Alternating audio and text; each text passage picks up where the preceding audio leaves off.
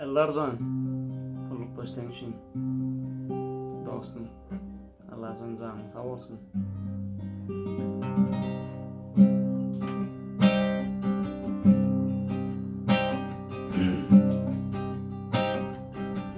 Senin didarını görmek, indi bana taştı.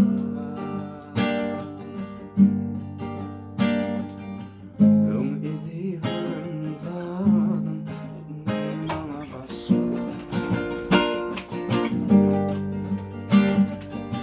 Men dostuyumlar, bakmana düşman iken, sevgilimin gözlerinde keneken, bilece dolayıp, bilece dostum, beni ağlar, hanansam,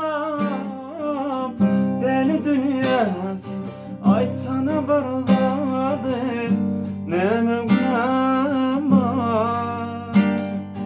Nem için gittin, yakalla durmuşsun, elde kimim var? Hevesim yok, seninle yaşamana, yoktu gönlüm. Nem için sevdim, son için yedim, yaktı yüreğimi. Kanı sevdin men, yaşamazdım lament, inanıp sen sözlerime. Men aşık biçare, ne dip dinlesin bana. Ya yok mu yüreğim, atı sakla beni yakansın, senin burun yanar.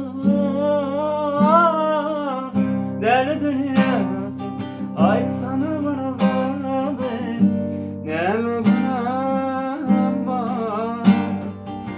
Nem için gittin, yakalla darmışım, elde kimim var? Hevesim yok, seninle yaşamana, yaktı yüreğimi.